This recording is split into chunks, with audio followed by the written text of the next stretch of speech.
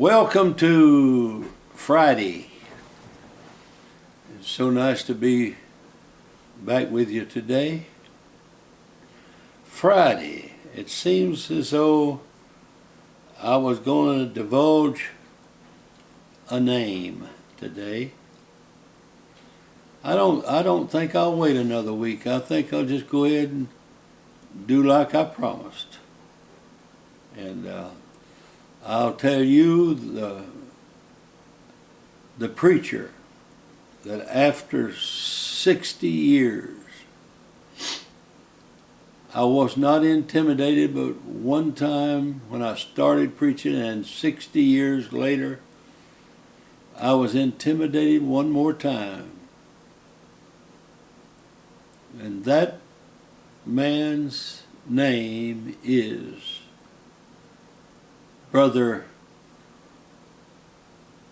Joel Holmes. Now, I'm no longer intimidated by him because I know him better. We never know what triggers something like that. But he has been so kind to me, and he has shown respect for me and my ministry, and I have no reason to feel like I should be intimidated. But he is the only one in 60 years. Okay, that out of the way, my mind is going back a little bit. I'm not talking about way back like I usually do in my old ways of doing things. But it's been it's been a year or more. But my mind goes back to Tylertown, Mississippi. It's a neat little town. Got a great church there. Brother Keith Smith pastors a super church. But what I was thinking about today was as you go along on the road from downtown going out towards the church, it's just, well, the church is really right at the edge of town, or maybe not quite to the edge of town. You pass an old truck sitting out in front of a business or two there, an old, wore-out truck. And I mean, we're talking old. This truck is old. And I noticed that if it's Halloween time, they put pumpkins on the old truck. If it's Christmas time, they put decorations on the old truck. It's just kind of a catch-all for things to advertise like. But now let me tell you something about that old truck. Someone could take that truck and they could fix it up. There's mechanics and bodybuilders that are so skilled at what they do. That truck has been there for as long as I've been coming through Tylertown, Texas. And it's been there probably a lot longer than that. And it just deteriorates. Every year it deteriorates more and more, if that's possible.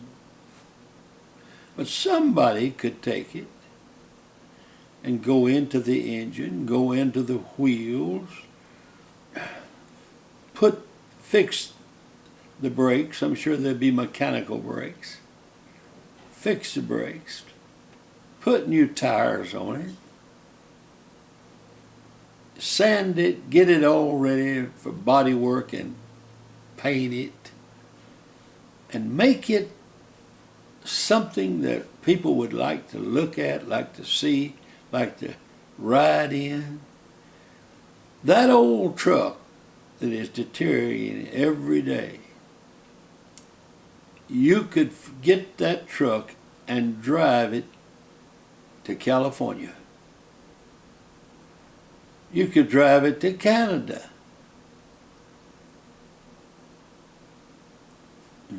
So where are you going with this, Brother Marler? So you're old. So you're old. You just might not be ready for the boneyard yet. There may be a lot of things that you could do. If we don't just decide that we're through just because we've become a certain age. I preached last Sunday. I'm 85. I preached as hard, I guess, just about as I ever do. I don't walk as fast. I'm sure I'm about half goofy. But you know what? There's a lot yet that I can do. And besides, you still can pray. You can still study the Word of God. You can still share with other people some of your findings.